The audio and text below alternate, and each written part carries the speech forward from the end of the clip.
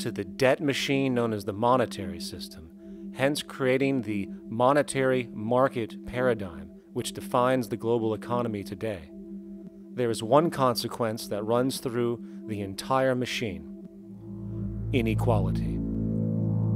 Whether it is the market system which creates a natural gravitation towards monopoly and power consolidation, while also generating pockets of wealthy industries that tower over others regardless of utility, such as the fact that top hedge fund managers on Wall Street now take home over $300 million a year for contributing literally nothing, while a scientist looking for a cure for a disease trying to help humanity might make $60,000 a year if they're lucky.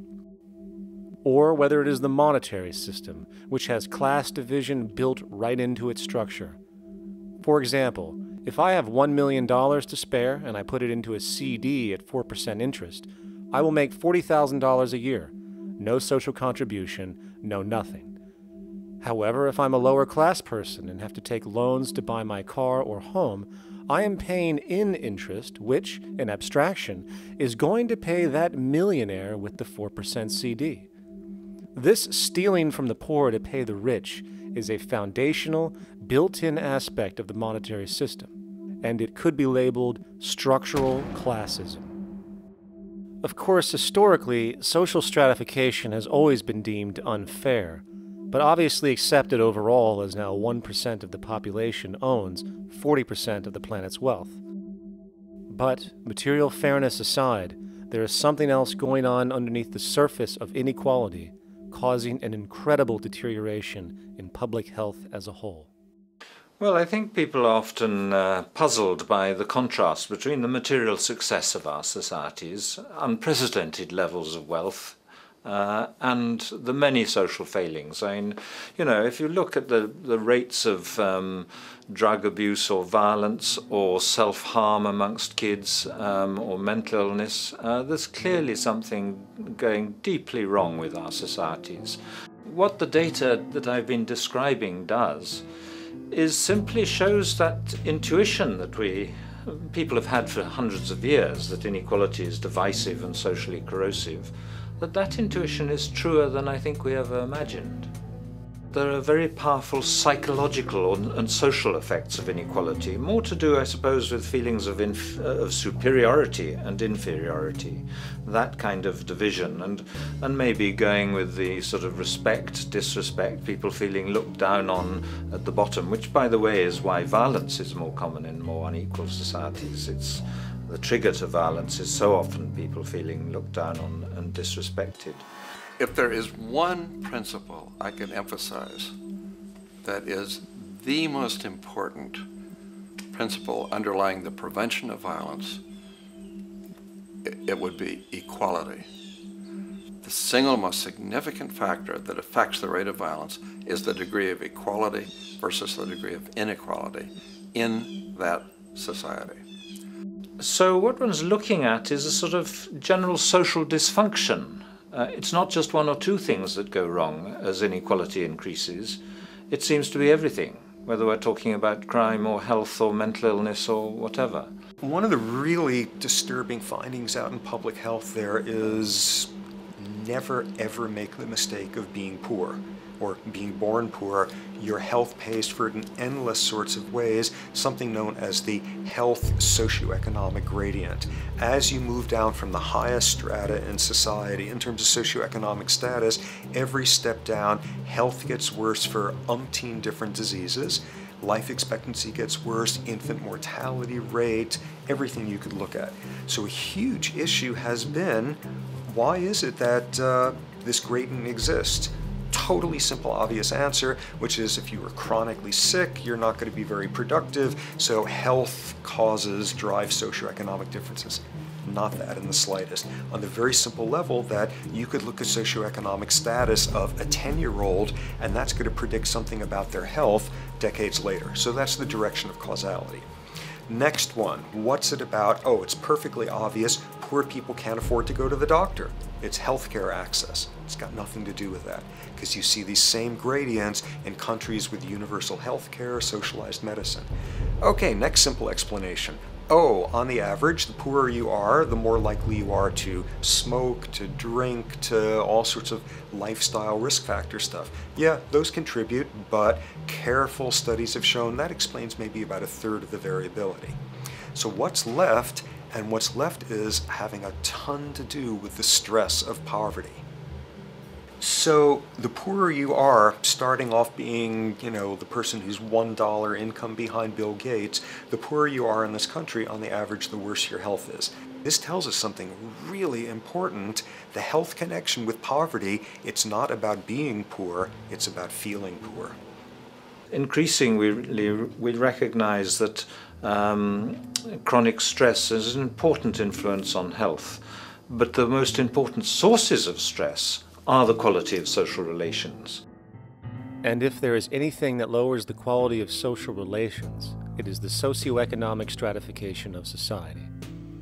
What science has now shown is that regardless of material wealth, the stress of simply living in a stratified society leads to a vast spectrum of public health problems. And the greater the inequality, the worse they become. Life expectancy, longer in more equal countries. Drug abuse, less in more equal countries. Mental illness, less in more equal countries. Social capital, meaning the ability of people to trust each other, naturally greater in more equal countries. Educational scores, higher in more equal countries. Homicide rates, less in more equal countries. Crime and rates of imprisonment, less in more equal countries. It goes on and on. Infant mortality, obesity, teen birth rate, less in more equal countries. And perhaps most interesting, innovation, greater in more equal countries, which challenges the age-old notion that a competitive, stratified society is somehow more creative and inventive.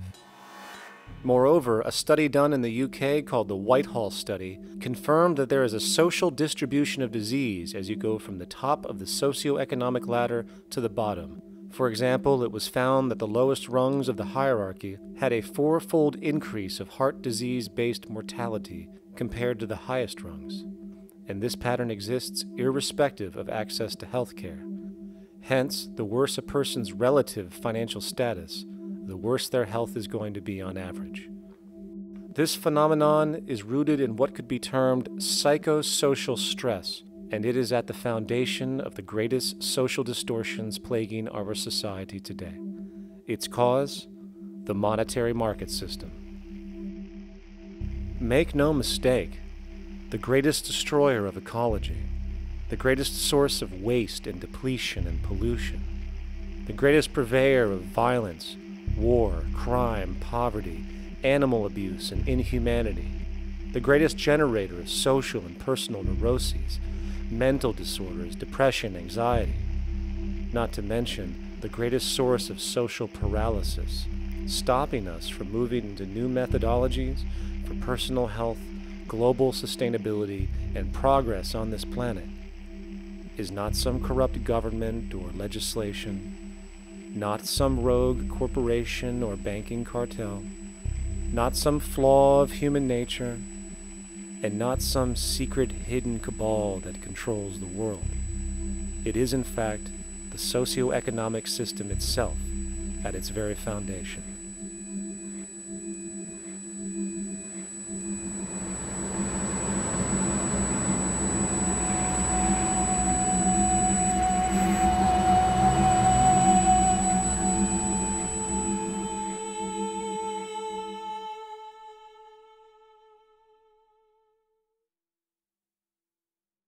Let's imagine for a moment we had the option to redesign human civilization from the ground up. What if, hypothetically speaking, we discovered an exact replica of the planet Earth, and the only difference between this new planet and our current one is that human evolution had not occurred. It was an open palette. No countries, no cities, no pollution, no Republicans, just a pristine, open environment. So, what would we do? Well, first we need a goal, right? And it's safe to say that goal would be to survive. And not to just survive, but to do so in an optimized, healthy, prosperous way. Most people indeed desire to live, and they would prefer to do so without suffering. Therefore, the basis of this civilization needs to be as supportive and hence sustainable for human life as possible, taking into account the material needs of all the world's people while trying to remove anything that could hurt us in the long run. That goal of, say, maximum sustainability understood, the next question regards our method. What kind of approach do we take? Well, let's see. Last I checked, politics was the method of social operation on Earth. So what do the doctrines of the Republicans, liberals, conservatives, or socialists have to say about societal design? Not a damn thing. Okay, then what about religion? Surely the great creator had to have left some blueprint somewhere. No, nothing I can find. Okay then, so what's left? It appears something called science. Science is unique in that its methods demand not only that the ideas proposed be tested and replicated, but everything science comes up with is also inherently falsifiable. In other words, unlike religion and politics, science has no ego, and everything it suggests accepts the possibility of being proven wrong eventually. It holds on to nothing and evolves constantly. Well, that sounds natural enough to me. So then, based on the current state of scientific knowledge in the early 21st century, along with our goal of maximum sustainability for the human population, how do we begin the actual process of construction? Well, the first question to ask, what do we need to survive? The answer, of course, are planetary resources. Whether it is the water we drink, the energy we use, the raw materials we utilize to create tools and shelter, the planet hosts an inventory of resources, many of which are demanded for our survival. So, given that reality, it then becomes critical to figure out what we have and where it is. This means we need to conduct a survey. We simply locate and identify every physical resource on the planet we can, along with the amount available at each location, from the deposits of copper to the most potent locations for wind farms to produce energy, to the natural freshwater springs, to an assessment of the amount of fish in the ocean, to the most prime arable land for food cultivation, etc. But since we humans are going to be consuming these resources over time, we then realize that not only do we need to locate and identify, we also need to track. We need to make sure we don't run out of any of this stuff. That would be bad. And this means not only tracking our rates of use, but the rates of earthly regeneration as well, such as how long it takes for, say, a tree to grow or a spring to replenish. This is called dynamic equilibrium. In other words, if we use up trees faster than they can be grown back, we have a serious problem, for it is unsustainable. So then, how do we track this inventory, especially when we recognize that all of this stuff is scattered everywhere? We have large mineral mines in what we call Africa, energy concentrations in the Middle East, huge tidal power possibilities on the Atlantic coast of North America, the largest supply of fresh water in Brazil, etc. Well, once again, good old science has a suggestion. It's called systems theory. Systems theory recognizes that the fabric of the natural world, from human biology to the earthly biosphere to the gravitational pull of the solar system itself, is one huge synergistically connected system, fully interlinked. Just as human cells connect to form our organs, and the organs connect to form our bodies, and since our bodies cannot live without the earthly resources of food, air, and water, we are intrinsically connected to the earth, and so on. So, as nature suggests, we take all of this inventory and tracking data and create a system to manage it. A global resource management system, in fact, to account for every relevant resource on the planet. There is simply no logical alternative if our goal as a species is survival in the long run. We have to keep track as a whole. That understood, we can now consider production. How do we use all this stuff? What will our process of production be, and what do we need to consider to make sure it is as optimized as possible to maximize our sustainability? Well, the first thing that jumps right out at us is the fact that we need to constantly try and preserve. The planet's resources are essentially finite, so it is important that we be strategic. Strategic preservation is key. The second thing we recognize is that some resources are really not as good as others in their performance. In fact, some of this stuff, when put into use, has a terrible effect on the environment, which invariably hinders our own health. For example, oil and fossil fuels, no matter how you cut it, release some pretty destructive agents into the environment. Therefore, it is critical we do our best to use such things only when we really have to, if at all. Fortunately for us, we see a ton of solar, wind, tidal, wave, heat differential, and geothermal possibilities for energy production, so we can strategize objectively about what we use and where to avoid what could be called negative retroactions, or anything that results from production or use that damages the environment and hence ourselves. We will call this strategic safety to couple in with our strategic preservation. But production strategies do not stop there. We are going to need an efficiency strategy for the actual mechanics of production itself. And what we find is that there are roughly 3 specific protocols we must adhere to. 1. Every good we produce must be designed to last as long as possible. Naturally, the more things break down, the more resources we are going to need to replace them, and the more waste produced. 2. When things do break down or are no longer usable for whatever reason, it is critical that we harvest or recycle as much as we possibly can. So the production design must take this into account directly at the very earliest stages. 3. Quickly evolving technologies, such as electronics, which are subject to the fastest rates of technological obsolescence, would need to be designed to foreshadow and accommodate physical updates.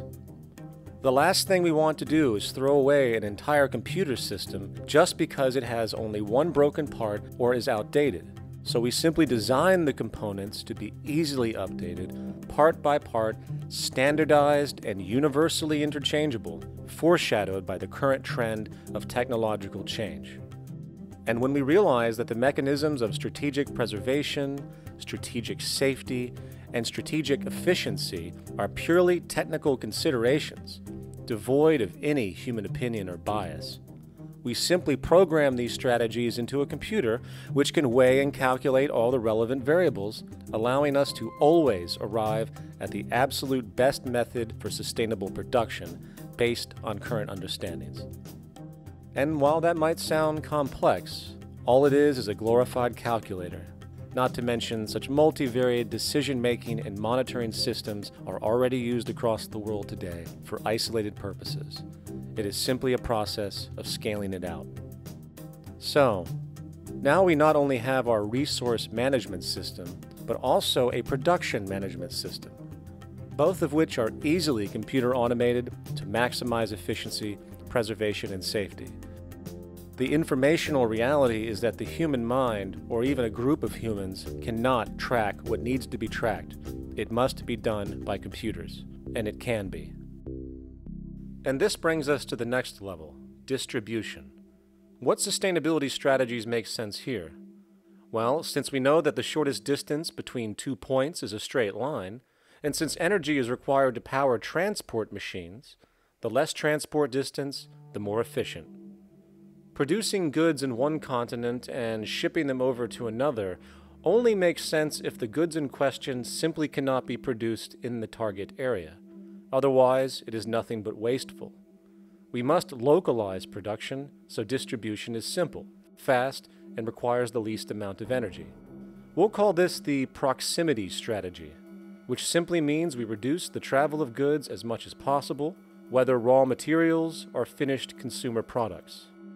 Of course, it might also be important to know what goods we are transporting and why, and this falls under the category of demand. And demand is simply what people need to be healthy and to have a high quality of life. The spectrum of material human needs range from core life-supporting necessities, such as food, clean water, shelter, to social and recreational goods, which allow for relaxation and personal social enjoyment, both important factors in human and social health overall. So, very simply, we take another survey. People describe their needs. Demand is assessed, and production begins based on that demand. And since the level of demand of different goods will naturally fluctuate and change around different regions, we need to create a demand distribution tracking system, so to avoid overruns and shortages. Of course, this idea is old news. It is used in every major store chain today to make sure they keep up with their inventory. Only this time we are tracking on a global scale. But, wait a minute, we really can't fully understand demand if we don't account for the actual usage of the good itself. Is it logical and sustainable for every single human to, say, have one of everything made, regardless of their usage? No, that would be simply wasteful and inefficient. If a person has a need for a good, but that need is only for, say, 45 minutes a day on average, it would be much more efficient if that good was made available to them and to others when needed. Many forget that it isn't the good that they want, it is the purpose of that good. When we realize that the good itself is only as important as its utility, we see that external restriction, or what we might call today ownership, is extremely wasteful and environmentally illogical in a fundamental economic sense. So, we need to devise a strategy called strategic access. This will be the foundation of our demand distribution tracking system, which makes sure we can meet the demand of the population's needs for access of whatever they need when they need it. And as far as physically obtaining the goods, centralized and regional access centers all make sense for the most part. Placed in close proximity to the population, and a person would simply come in, take the item, use it, and when finished, return it when it is no longer needed. Sort of how a library works today. In fact, these centers could not only exist in the community in the way we see local stores today, but specialized access centers would exist in specific areas where often certain goods are utilized, saving more energy with less repeat transport. And once this demand tracking system is in order, it is tied into our production management system, and of course into our resource management system, hence creating a unified, dynamically updating, global economic management machine that simply makes sure we remain sustainable, starting with securing the integrity of our finite resources, moving to make sure we only create the best, most strategic goods possible, while distributing everything in the most intelligent and efficient way. And the unique result of this preservation-based approach, which is intuitively counter to many, is that this logical, ground-up, empirical process of preservation and efficiency, which can only define true human sustainability on this planet, would likely enable something never before seen in human history. Access abundance, not just for a percentage of the global population, but the entire civilization. This economic model, as was just generalized, this responsible systems approach to total Earth resource management and processes, designed again to do nothing less than take care of humanity as a whole in the most efficient and sustainable way, could be termed a resource-based economy. The idea was defined in the 1970s by structural engineer Jacques Fresco. He understood back then that society was on a collision course with nature and itself, unsustainable on every level. And if things didn't change, we would destroy ourselves one way or another. Are all these things you're saying, Jacques, could they be built with what we know today, or are some of these things, are you guessing based on what we know today? No. All of these things can be built with what we know today. It would take 10 years to change the surface of the Earth, to rebuild the world into a second Garden of Eden. The choice lies with you. The stupidity of a nuclear arms race, the development of weapons, trying to solve your problems politically by electing this political party or that political party, that all politics is immersed in corruption. Let me say it again. Communism, socialism, fascism, the Democrats, the liberals, we want to absorb human beings All organizations that believe in a better life for man, there are no Negro problems or Polish problems or Jewish problems or Greek problems or women's problems. They're human problems. I'm not afraid of anybody. I don't work for anyone. No one can discharge me. I have no boss. I am afraid to live in the society we live in today. Our society cannot be maintained by this type of incompetency. It was great, the free enterprise system, about 35 years ago. That was the last of its usefulness. Now we've got to change our way of thinking or perish. The horror movies of the future will be our society, the way it didn't work. And politics would be part of a horror movie. Lots of people today use the term cold science because they're analytical, and they don't even know what analytical means. Science means closer approximations of the way the world really works. So it's telling the truth is what it is. A scientist doesn't try to get along with people. They tell them what their findings are. They have to question all things. And if some scientist comes up with an experiment that shows certain materials have certain strength, other scientists have to be able to duplicate that experiment and come up with the same results. Even if a scientist feels that an airplane wing, due to mathematics or calculations, can hold up a given amount of weight, they still pile sandbags on it to see when it breaks. And they say, you know, my calculations are right, or they're not correct. I love that system because it's free of bias and free of thinking that math can solve all the problems. You have to put your math to test also. I think that every system that can be put to test should be put to test, and that all decisions should be based upon research. A resource-based economy is simply the scientific method applied to social concern, an approach utterly absent in the world today. Society is a technical invention, and the most efficient methods of optimized human health, physical production, distribution, city infrastructure, and the like reside in the field of science and technology, not politics or monetary economics. It operates in the same systematic way as, say, an airplane, and there is no Republican or liberal way to build an airplane. Likewise, nature itself is the physical referent we use to prove our science, and it is a set system, emerging only from our increased understanding of it. In fact, it has no regard for what you subjectively think or believe to be true. Rather, it gives you an option. You can learn and fall in line with its natural laws and conduct yourself accordingly, invariably creating good health and sustainability, or you can go against the current to no avail. It doesn't matter how much you believe you can just stand up right now and walk on the wall next to you. The law of gravity will not allow it. If you do not eat, you will die. If you are not touched as an infant, you will die. As harsh as it may sound, nature is a dictatorship, and we can either listen to it and come in harmony with it, or suffer the inevitable adverse consequences. So, a resource-based economy is nothing more than a set of proven, life-supporting understandings where all decisions are based upon optimized human and environmental sustainability.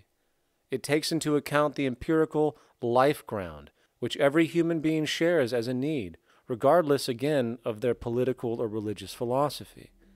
There is no cultural relativism to this approach. It isn't a matter of opinion. Human needs are human needs, and having access to the necessities of life, such as clean air, nutritious food, and clean water, along with a positively reinforcing, stable, nurturing, and non-violent environment, is demanded for our mental and physical health, our evolutionary fitness, and hence the species' survival itself. A resource-based economy would be based upon available resources. You can't just bring a lot of people to an island or build a city of 50,000 people without having access to the necessities of life. So when I use the term a comprehensive systems approach, I'm talking about doing an inventory of the area first and determining what that area can supply, not just architectural approach, not just design approach, but design must be based on all of the requirements to enhance human life. And that's what I mean by an integrated way of thinking. Food, clothing, shelter, warmth, love, all those things are necessary. If you deprive people of any of them, you have a lesser human being, less capable of functioning. As previously outlined, a resource-based economy's ground-up, global, systems approach to extraction, production, and distribution is based upon a set of true economic mechanisms, or strategies, which guarantee efficiency and sustainability in every area of the economy. So, continuing this train of thought regarding logical design, what is next in our equation? Where does all this materialize? Cities. The advent of the city is a defining feature of modern civilization. Its role is to enable efficient access to the necessities of life, along with increased social support and community interaction. So how would we go about designing an ideal city? What shape should we make it? Square? Trapezoid? Well, given we're going to be moving around the thing, we might as well make it as equidistant as possible for ease, hence the circle. What should the city contain? Well, naturally we need a residential area, a goods production area, a power generation area, an agricultural area. But we also need nurturing as human beings, hence culture, nature, recreation, and education. So let's include a nice open park, an entertainment events area for cultural purposes and socializing, and educational and research facilities. And since we're working with a circle, it seems rational to place these functions in belts based on the amount of land required for each goal, along with ease of access. Very good. Now, let's get down to specifics. First, we need to consider the core infrastructure, or intestines, of the city organism. These would be the water, good, waste, and energy transport channels. Just as we have water and sewage systems under our cities today, we would extend this channeling concept to integrate waste recycling and delivery itself. No more mailmen or garbage men. It is built right in. We could even use automated pneumatic tubes and similar technologies. Same goes for transport. It needs to be integrated and strategically designed to reduce or even remove the need for wasteful, independent automobiles. Electric trams, conveyors, transveyors, and maglevs, which can take you virtually anywhere in the city, even up and down, along with connecting you to other cities as well. And of course, in the event an automobile is required, it is automated by satellite for safety and integrity. In fact, this automation technology is in working order right now. Automobile accidents kill about 1.2 million people every single year, injuring about 50 million. This is absurd and doesn't have to occur. Between efficient city design and automated driverless cars, this death toll can be virtually eliminated. Agriculture. Today, through our haphazard, cost-cutting industrial methods, using pesticides, excessive fertilizers, and other means, we have successfully destroyed much of the arable land on this planet, not to mention also extensively poisoning our bodies. In fact, industrial and agricultural chemical toxins now show up in virtually every human being tested, including infants. Fortunately, there is a glaring alternative: the soilless mediums of hydroponics and aeroponics, which also reduce nutrient and water requirements by up to 75% of our current usage. Food can now be organically grown on an industrial scale in enclosed vertical farms, such as in 50-story 1-acre plots, virtually eliminating the need for pesticides and hydrocarbons in general.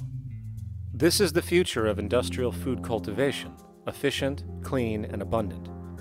So, such advanced systems would be, in part, what comprise our agricultural belt, producing all the food required for the entire city's population, with no need to import anything from the outside, saving time, waste, and energy. And speaking of energy, the energy belt would work in a systems approach to extract electricity from our abundant renewable mediums, specifically wind, solar, geothermal, and heat differentials, and if near water potentials, tidal and wave power. To avoid intermittency and make sure a positive net energy return occurs, these mediums would operate in an integrated system, powering each other when needed, while storing excessive energy to large supercapacitors under the ground, so nothing can go to waste. And not only does the city power itself, particular structures will also power independently and generate electricity through photovoltaic paints, structural pressure transducers, the thermocouple effect, and other current but underutilized technologies. But of course, this begs the question, how does this technology and goods in general get created in the first place? This brings us to production. The industrial belt, apart from having hospitals and the like, would be the hub of factory production. Completely localized overall, it would of course obtain raw materials by way of the global resource management system just discussed, with demand being generated by the population of the city itself. As far as the mechanics of production, we need to discuss a new, powerful phenomenon which was sparked very recently in human history and is on pace to changing everything. It's called mechanization, or the automation of labor. Well, if you look around you, you'll notice that almost everything that we use today is built automatically. Your shoes, your clothes, your home appliances, your car, and so on, they are all built by machines in an automatic way. Can we say that the society has not been influenced by these major technological advancements? Of course not. These systems really dictate new structures and new needs, and they make a lot of other things obsolete. So we've been going up in the development and use of technology in an exponential way.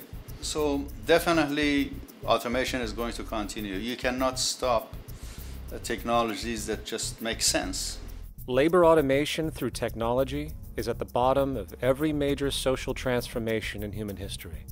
From the agricultural revolution and the invention of the plow, to the industrial revolution and the invention of the powered machine, to the information age we live in now through essentially the invention of advanced electronics and computers.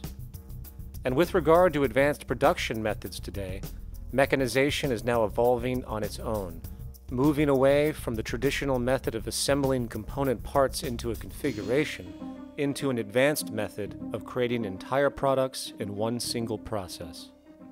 Like most engineers, I'm fascinated by biology because it's so full of examples of extraordinary pieces of engineering. And absolutely, what biology is the study of things that copy themselves. Of course, that's good a definition of life as we've got. Again, as an engineer, I've always been intrigued by the idea of machines that would copy themselves. RepRap is a three-dimensional printer. That's to say, it's a printer that you plug into a computer, and instead of making two-dimensional sheets of paper with patterns on, it makes real, physical, three-dimensional objects. Now, there's nothing new about that. 3D printers have been around for about 30 years. Big thing about RepRap is that it prints most of its own parts. And so, if you've got one, you can make another one and give it to a friend, as well as being able to print lots of useful things. From the simple printing of basic household goods in your home, to the printing of an entire automobile body in one swoop, advanced automated 3D printing now has the potential to transform virtually every field of production, including home construction. Contour crafting is actually a fabrication technology, the so-called 3D printing, when you directly build a 3D object from a computer model.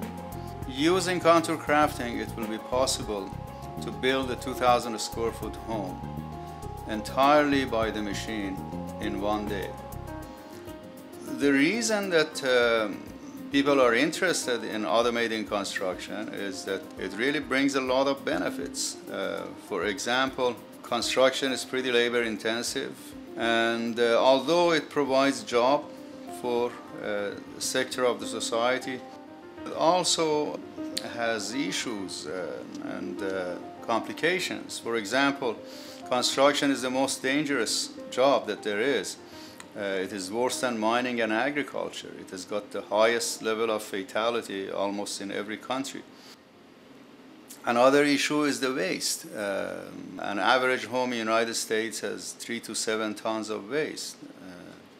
So this is huge if we look at the impact of construction and knowing that about 40% of all materials in the world are used in construction. So a big waste of energy and resources and big damage to the environment as well. Making homes using hammers and nails and wood with the state-of-art technology today is really absurd and will go the way of our labor class in regards to manufacturing in the United States. Recently, there was a study by economist David Autor of MIT that states that our middle class is obsolete and being replaced by automation. Quite simply, mechanization is more productive, efficient, and sustainable than human labor in virtually every sector of the economy today. Machines do not need vacations, breaks, insurance, pensions, and they can work 24 hours a day every day. The output potential and accuracy compared to human labor is unmatched. The bottom line, repetitive human labor is becoming obsolete and impractical across the world, and the unemployment you see around you today is fundamentally the result of this evolution of efficiency in technology. For years, market economists have dismissed this growing pattern, which could be called technological unemployment, because of the fact that new sectors always seem to emerge to reabsorb the displaced workers. Today, the service sector is the only real hub left and currently employs over 80% of the American workforce, with most industrialized countries maintaining a similar proportion. However, this sector is now being challenged increasingly by automated kiosks, automated restaurants, and even automated stores. Economists today are finally acknowledging what they have been denying for years. Not only is technological unemployment exacerbating the current labor crisis we see across the world due to the global economic downturn, but the more the recession deepens, the faster the industries are mechanizing. The catch, which is not realized, is that the faster they mechanize to save money, the more they displace people, the more they reduce public purchasing power. This means that while the corporation can produce everything more cheaply, fewer and fewer people will actually have money to buy anything, regardless of how cheap they become. The bottom line is that the labor for income game is slowly coming to an end. In fact, if you take a moment to reflect on the jobs which are in existence today, which automation could take over right now if applied, 75% of the global workforce could be replaced by mechanization tomorrow. And this is why, in a resource-based economy, there is no monetary market system, no money at all, for there is no need. A resource-based economy recognizes the efficiency of mechanization and accepts it for what it offers. It doesn't fight it like we do today. Why? Because it is irresponsible not to, given any interest in efficiency and sustainability. And this brings us back to our city system. In the center is the central dome, which not only houses the educational facilities and transportation hub, it also hosts the mainframe that runs the city's technical operations. The city is, in fact, one big automated machine. It has sensors in all technical belts to track the progress of agriculture, energy gathering, production, distribution, and the like. Now, would people be needed to oversee these operations in the event of a malfunction or the like? Most probably yes, but that number would decrease over time as improvements continue. However, as of today, maybe 3% of the city population would be needed for this job when you break it down. And I can assure you that in an economic system which is actually designed to take care of you and secure your well-being, without you having to submit to a private dictatorship on a daily basis, usually to a job that is either technically unnecessary or socially pointless, while often struggling with debt that doesn't exist just to make ends meet. I guarantee you people will volunteer their time left and right to maintain and improve a system that actually takes care of them. And coupled with this issue of incentive comes the common assumption that if there isn't some external pressure for one to work for a living, people will just sit around, do nothing, and turn into fat, lazy blobs. This is nonsense. The labor system we have today is in fact the generator of laziness, not a resolver of it. If you think back to when you were a child, full of life, interested in new things to understand, likely creating and exploring. But as time went on, the system pushed you into the focus of figuring out how to make money. And from early education to study at a university, you are narrowed, only to emerge as a creature which serves as a cog in a wheel in a model that sends all the fruits to the upper 1%. Scientific studies have now shown that people are, in fact, not motivated by monetary reward when it comes to ingenuity and creation. The creation itself is the reward. Money, in fact, appears only to serve as an incentive for repetitive, mundane actions, a role we have just now shown can be replaced by machine. So when it comes to innovation, the actual use of the human mind, the monetary incentive has proven to be a hindrance, interfering and detracting from creative thought. And this might explain why Nikola Tesla, the Wright brothers, and other inventors who contributed massively to our current world never showed a monetary incentive to do so. Money is, in fact, a false incentive and causes 100 times more distortion than it does contribution. Good morning, class. Please settle down.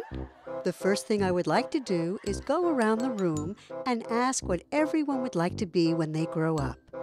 Who would like to go first? Okay, how about you, Sarah?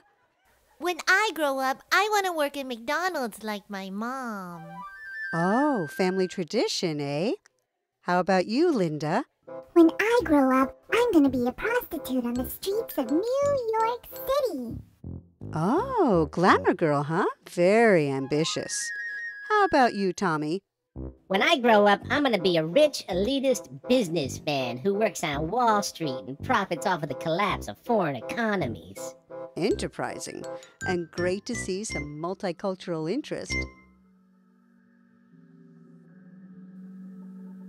As stated before, a resource-based economy applies the scientific method to social concern, and this isn't limited to simply technical efficiency. It also has the consideration of human and social well-being directly and what comprises it. What good is a social system if, in the end, it doesn't produce happiness and peaceful coexistence?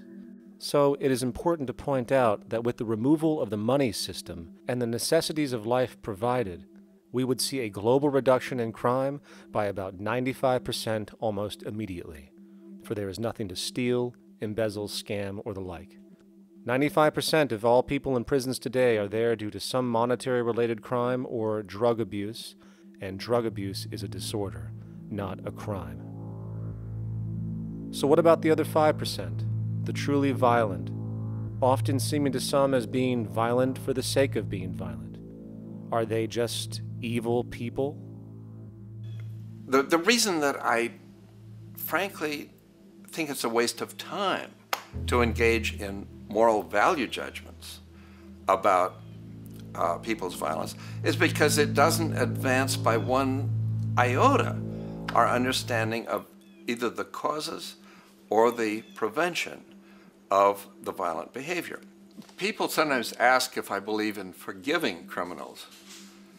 My answer to that is, no, I don't believe in forgiveness any more than I believe in condemnation.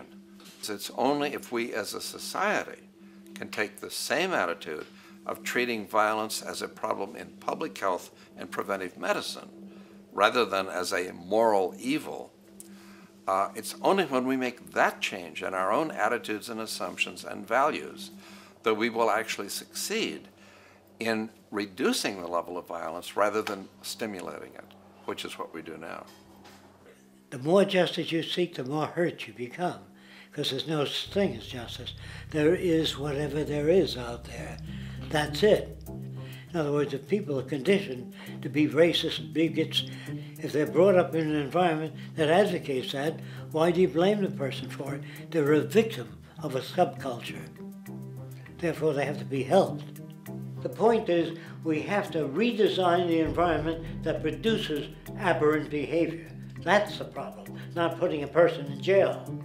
That's why judges, lawyers, freedom of choice, such concepts are dangerous, because it gives you misinformation that the person is bad or that person is a serial killer.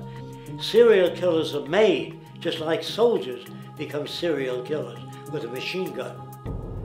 They become killing machines, but nobody looks at them as murderers or assassins because that's natural. So we blame people. We say, well, this guy was a Nazi, he tortured Jews. No, he was brought up to torture Jews.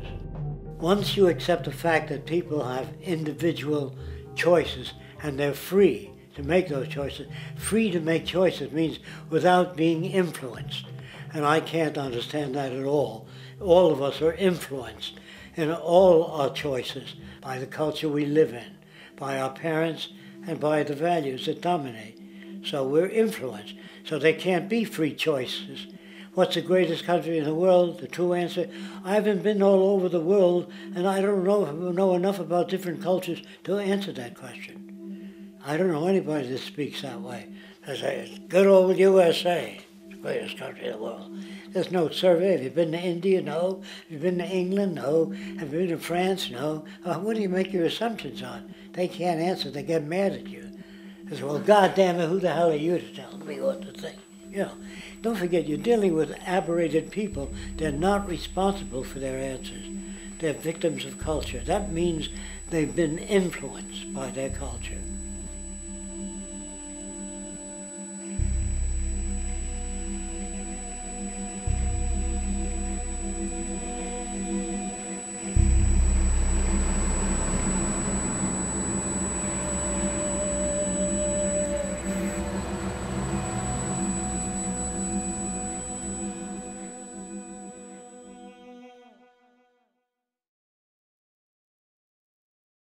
When we consider a resource-based economy, there are often a number of arguments that tend to come up with regard to the efficiency. Now hold on just a minute. Yes?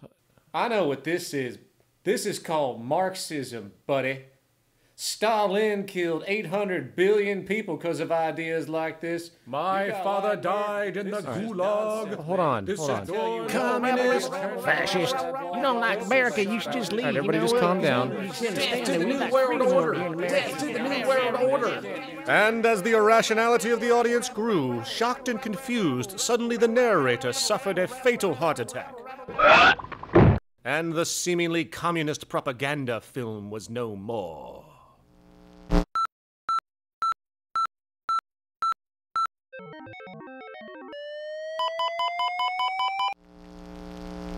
You know, I've said that sort of thing to people in think tank type of situations, and you know, these Club of Rome types and so forth.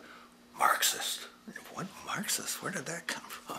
You know, they got this icon they hold on to as their holy grail, and it's such an easy one. You know, people ask if I'm a socialist or a communist or a capitalist, and I say I'm none of the above. And why do you think that those are the only options? All of those political constructs were created by writers who assumed that we lived on a planet of infinite resources. Not a one of those political philosophies even contemplates that there might be a shortage of anything. I believe that communism, socialism, free enterprise, fascism are part of social evolution, that you can't take a giant step from one culture to another, but they're in-between systems. Before there's any ism, we've got a life ground, and the life ground is, as I just described most easily, it's all the conditions required to take your next breath, and that involves the air you breathe, the water you get, the safety you have, the education you can access, all these things that we share and use and that no life in any culture can do without. So we've got to reset down to the life ground, and the life ground is no longer any ism. It's life value analysis. It's simply a matter of historical fact that the dominant intellectual culture of any particular society reflects the interests of the dominant group in that society. In a slave-owning society, the beliefs about human beings and human rights and so on will reflect the needs of the slave owners. In a society which again is based on the power of certain people to control and profit from the lives and work of millions of others, the dominant intellectual culture will reflect the needs of the dominant group. And so that if you look across the board, the ideas that pervade psychology and sociology and history and political economy and political science fundamentally reflect certain elite interests. And the academics who question that too much tend to get shunted to the side or to be seen as sort of radicals.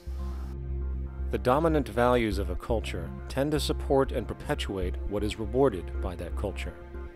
And in a society where success and status is measured by material wealth, not social contribution, it is easy to see why the state of the world is what it is today. We are dealing with a values system disorder, completely denatured, where the priority of personal and social health have become secondary to the detrimental notions of artificial wealth and limitless growth. And like a virus, this disorder now permeates every facet of government, news media, entertainment, and even academia. And built into its structure are mechanisms of protection from anything that might interfere. Disciples of the monetary market religion, the self-appointed guardians of the status quo, constantly seek out ways to avoid any form of thought which might interfere with their beliefs, the most common of which are projected dualities. If you are not a Republican, you must be a Democrat. If you are not a Christian, you might be a Satanist. And if you feel society can be greatly improved to consider perhaps, I don't know, taking care of everyone, you're just a utopianist. And the most insidious of them all, if you are not for the free market, you must be against freedom itself. I'm a believer in freedom. Every time you hear the word freedom being said anywhere or government interference said anywhere, it means, decoded, blocking maximization of turning money into more money for private money possessors. That's it. Every other thing they'll say, oh, we need more commodities for people, oh, this is freedom against tyranny and so forth. Every time you see it, you can decode it down to that. And I think you'll find a one-to-one correlation with every time they use it. And this is a sense in which we might call it's a syntax, a governing syntax of understanding and of value, so that it governs beneath their own recognition of it. So they may not say, oh, I didn't mean that at all, but in fact, that's what they do. Just like you may speak a grammar, and you have rules of grammar you follow without recognizing what the rules are. And so what we have is what I call the ruling value syntax that underlies this. So every time they use these words, government interference, lack of freedom, or progress, or development, you can decode them all to come back to mean that. Of course, when you hear the word freedom, it tends to be in the same sentence with something called democracy. It's fascinating how people today seem to believe that they actually have a relevant influence on what their government does, forgetting that the very nature of our system offers everything for sale. The only vote that counts is the monetary vote, and it doesn't matter how much any activist yells about ethics or accountability. In a market system, every politician, every legislation, and hence every government is for sale. And even with the $20 trillion bank bailout starting in 2007, an amount of money which could have changed, say, the global energy infrastructure to fully renewable methods, instead going to a series of institutions that literally do nothing to help society, institutions that could be removed tomorrow with no recourse. The blind conditioning that politics and politicians exist for the public well-being still continues. The fact is, politics is a business, no different than any other in a market system, and they care about their self-interest before anything else. I don't really, honestly, deep down believe in political action. I think the system contracts and expands as it wants to. It accommodates these changes. I think the civil rights movement was an accommodation on the part of those who own the country. I think they see where their self-interest lies. They see a certain amount of freedom seems good, an illusion of liberty. Give these people a voting day every year so that they'll have the illusion of meaningless choice. Meaningless choice that we go like slaves and say, "Joe, I voted it. The limits of debate in this country are established before the debate even begins, and everyone else is marginalized. They're made to seem either to be communists or some sort of disloyal person, a kook, there's a word, and now it's conspiracy. See, they've made that something that should not be even entertained for a minute, that powerful people might get together and have a plan. Doesn't happen. You're a kook. You're a conspiracy buff.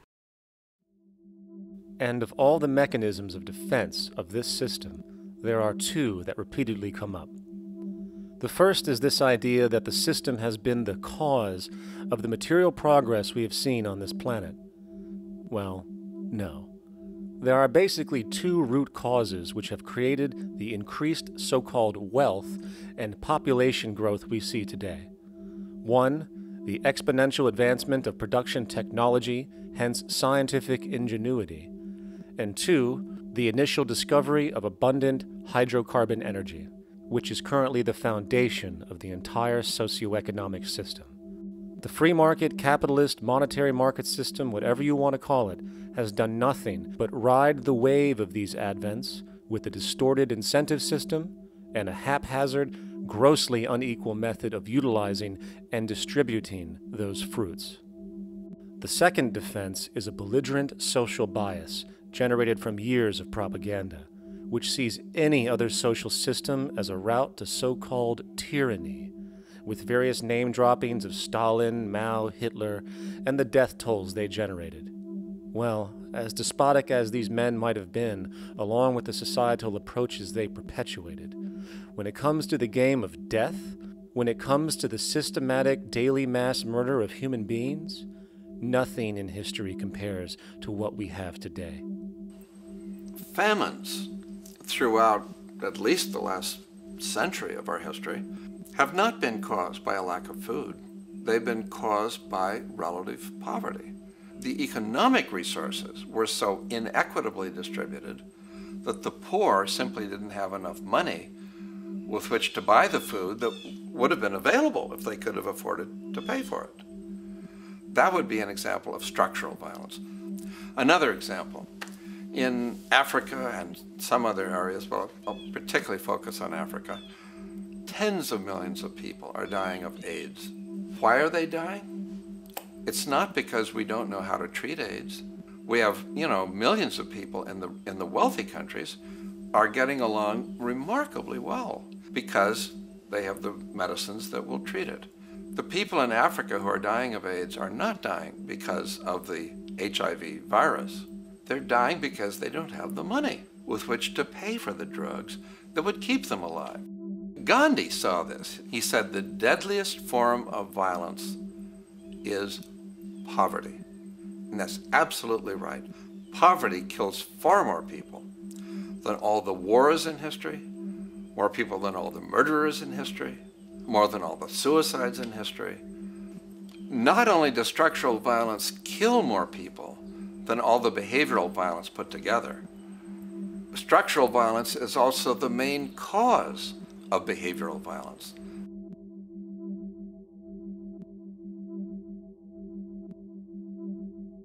Oil is the foundation of, and that is present throughout the edifice of human civilization. There are 10 calories of hydrocarbon energy, oil and natural gas, in every calorie of food you and I eat in the industrialized world.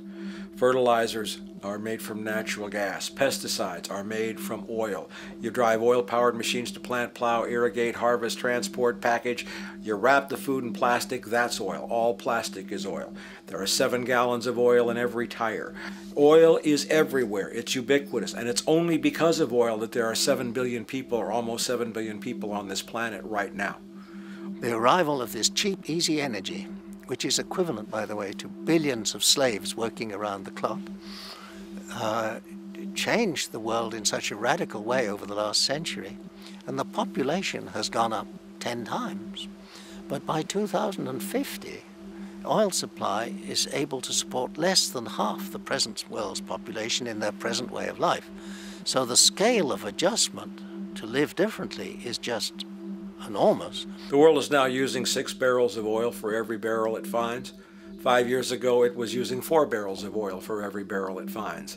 A year from now, it's going to be using 8 barrels of oil for every barrel it finds. What's disturbing to me is the lack of any real effort from governments worldwide or industry leaders worldwide to do something different. I mean, we have these sort of attempts to build more wind power and to maybe do something with tide. We've got attempts to make our cars a little bit more efficient. But there's nothing which really looks like a revolution coming along. These are all pretty minor. And that, I think, is pretty frightening. And the governments who are driven by these economists who don't really appreciate what we're talking about are trying to stimulate consumerism to restore past prosperity in the hope that they can restore the past. They're printing yet more money lacking any collateral at all. So if the economy improves and recovers and growth, famous growth comes back, it'll only be short-lived because within a short period of time, counted in months rather than years, it'll hit the supply barrier again. There'll be another price shock and a deeper recession. So I think we go into a series of vicious circles. So you have the economic growth going up, price spike, everything shuts down, that's where we are now. Then it starts to come up again. But what we have now is this area where there's no more ability to produce cheap energy. We're at the peak. We're on the downslope of oil production. No way you're going to get any more out of the ground any faster, which means that things shut down. The price of oil drops, which it did in early 2009, but then as you have an ersatz so-called recovery, the price of oil starts to come back. It's recently been hovering around $80 a barrel, and what we see is at $80 a barrel now, with the economic and financial collapse, people are having a hard time affording that. World oil production right now is about 86 million barrels a day. Over 10 years, you're looking at roughly 40 million barrels a day having to be replaced. There's nothing around which can come even within 1% of meeting that sort of demand. If we don't do something pretty quickly, there's going to be a huge energy deficiency. I think the big mistake is in not recognizing a decade or so ago that a concerted effort needed to be made to develop these sustainable forms of energy. I think that's something our grandchildren will look back on with total disbelief. You people knew that you were dealing with a finite commodity. How could you possibly have built your economy around something which was going to disappear? For the first time in human history, the species is now faced with the depletion of a core resource central to our current system of survival. And the punchline of the whole thing is that even with oil becoming more and more scarce, the economic system will still blindly push its cancerous growth model, so people can go out and buy more oil-powered cars to generate GDP and jobs, exacerbating the decline. Are there solutions to replace the edifice of the hydrocarbon economy?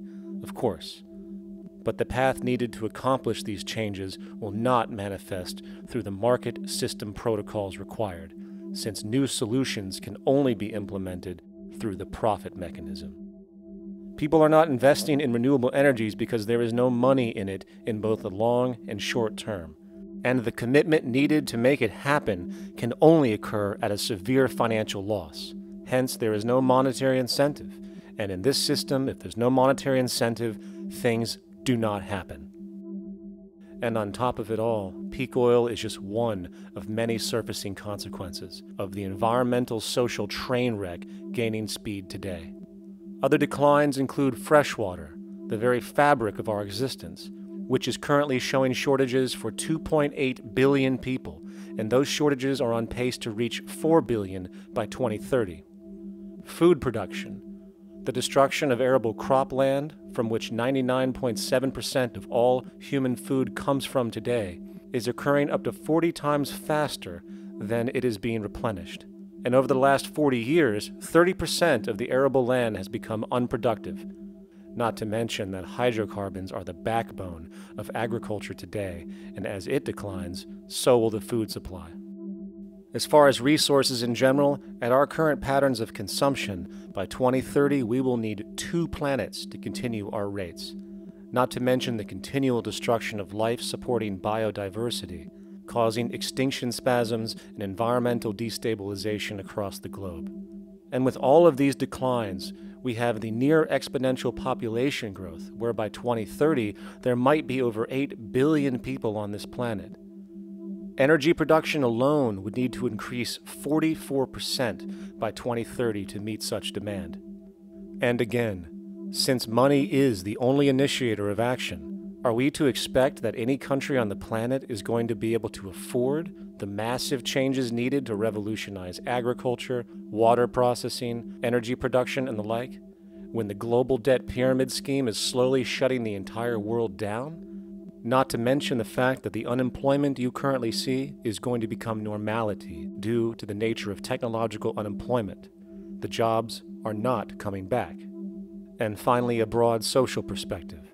From 1970 to 2010, poverty on this planet doubled due to this system. And given our current state, do you honestly think we will see anything less than more doubling, more suffering, and more mass starvation?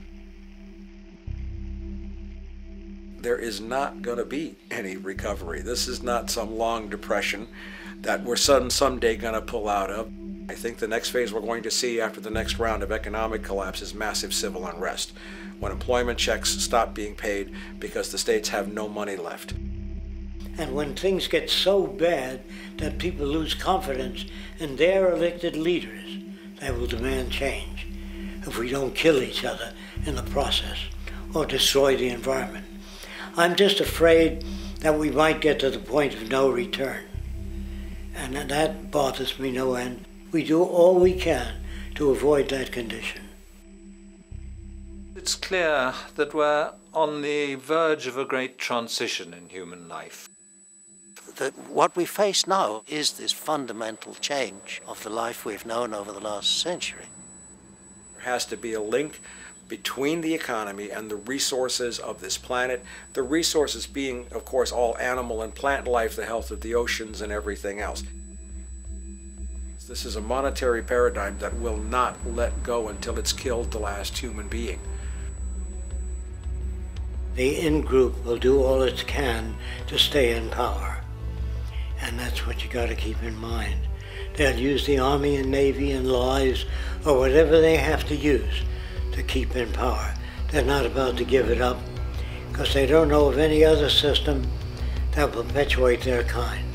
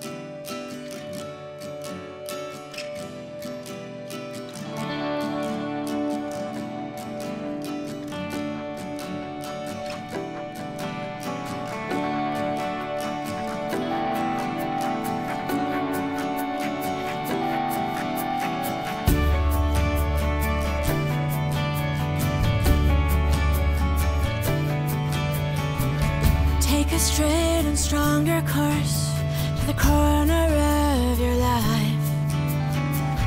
Just remember that the goal is for us all to capture all we want.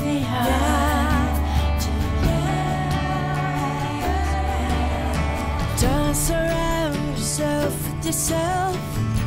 Move on back to squares. Send an instant karma to me, and I shall live with love and care for yourself.